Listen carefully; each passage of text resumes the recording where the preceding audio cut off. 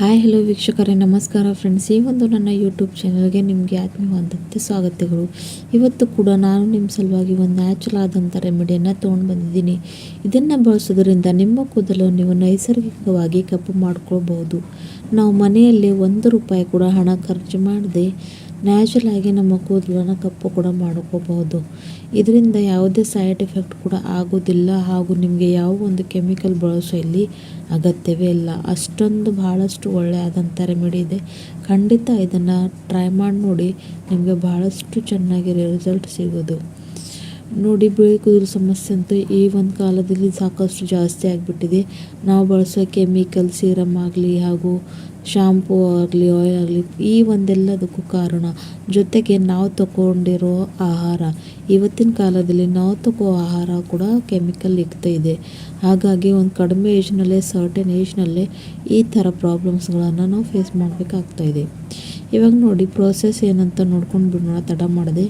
ಒಂದು ಬೌಲನ್ನು ತೊಗೊಂಡಿದ್ದೀನಿ. ಅದರಲ್ಲಿ ನಾನು ಪ್ಯೂರ್ ಇರೋಂಥ ಆ್ಯಲೋವೆರಾ ಜೆಲ್, ಮಾರ್ಕೆಟ್ನಲ್ಲೇ ಸಿಗುತ್ತಲ್ವ, ಆ ಒಂದು ಪತಂಜಲಿ ಆ್ಯಲೋವೆರಾ ಜೆಲ್ನ ಹಾಕೋತಾ ಇದ್ದೀನಿ.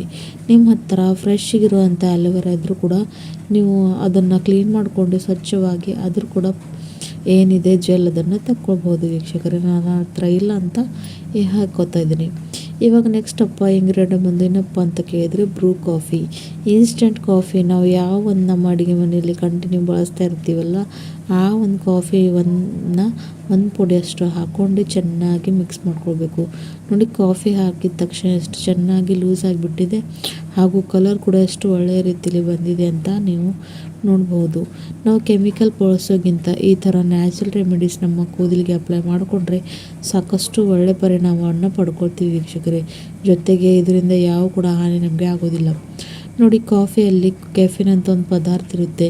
ಇದು ನಮ್ಮ ಕೂದಲಿಗೆ ನೈಸರ್ಗಿಕವಾಗಿ ಕಪ್ಪು ಮಾಡೋಕ್ಕೆ ಹೆಲ್ಪ್ ಮಾಡುತ್ತೆ. ಹಾಗಾಗಿ ಕಾಫಿನ ನಮಗೆ ಫೇಸ್ಗೆ ಆಗಲಿ, ಜೊತೆಗೆ ಕೂದಲು ಬೆಳವಣಿಗೆಗಾಗಲಿ, ಹಾಗೂ ಕೂದಲನ್ನ ಕಪ್ಪು ಮಾಡ್ಕೊಳ್ಳೋದಕ್ಕಾಗಲಿ ಎಲ್ಲ ಒಂದು ರೀತಿಯಲ್ಲಿ ಇದು ನಮ್ಮನ್ನು ಹೆಲ್ಪ್ ಮಾಡುತ್ತೆ.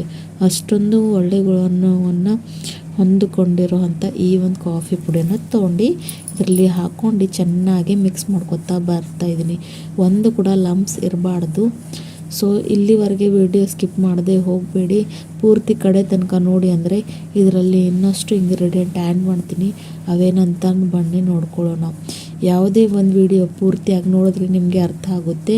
ನಂತರ ನಿಮಗೆ ಮಾಡೋಕ್ಕೂ ಈಸಿ ಆಗುತ್ತೆ, ಹಾಗೂ ಅಪ್ಲೈ ಕೂಡ ಹೇಗೆ ಮಾಡ್ಕೊಳ್ಳೋದು ಅಂತ ಕೂಡ ಹೇಳ್ತೀನಿ.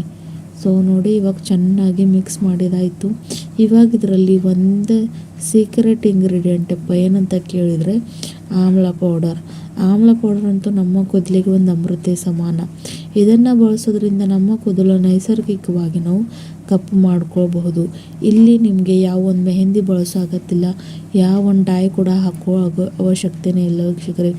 ಬರೀ ಈ ಒಂದು 3 ವಸ್ತುಗಳನ್ನು ಸೇರಿಸ್ಕೊಂಡು ನೀವು ನಿಮ್ಮ ಕೂದಲಿಗೆ ಅಪ್ಲೈ ಮಾಡಿಕೊಂಡ್ರೆ ಎಂಥ ಒಳ್ಳೆ ರಿಸಲ್ಟ್ ಪಡ್ತೀರ ಅಂತ ನೀವೇ ನೋಡಿ ಆಶ್ಚರ್ಯ ಪಡ್ತೀರ.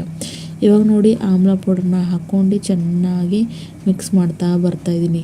ಯಾವುದು ಕೂಡ ಒಂದು ಗಂಟು ಇರಬಾರ್ದು, ಒಂದು ಲಂಪ್ಸ್ ಇರಬಾರ್ದು. ಅಂದಾಗೆ ಇದು ನಮ್ಮ ಕೂದಲಿಗೆ ಚೆನ್ನಾಗಿ ಅಂಟ್ಕೊಂಡು ನಮಗೆ ಬೇಕಾಗಿರೋ ಅಂಥ ಏನಿದೆಪ್ಪ ಅಂತಾರೆ ರಿಸಲ್ಟ್ ಕೊಡುತ್ತೆ ವೀಕ್ಷಕರೇ.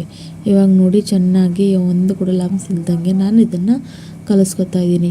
ಈ ಒಂದು ರೆಮಿಡಿನ ನೀವು ವಾರದಲ್ಲಿ 1-2 ಸಲ, ಇಲ್ಲ ಅಂದರೆ ನಿಮಗೆ ಯಾವಾಗ ಒಂದು ಟೈಮ್ ಇರುತ್ತಲ್ವ, ಆ ಒಂದು ರೀತಿಯಲ್ಲಿ ಇದನ್ನು ನೀವು ಹಚ್ಕೊಂಡು 1-2 ತಾಸು ಹಾಗೆ ಬಿಟ್ಟು ನಂತರ ನೀವು ತಲೆ ಸ್ನಾನ ಮಾಡ್ಕೊಳ್ಬಹುದು.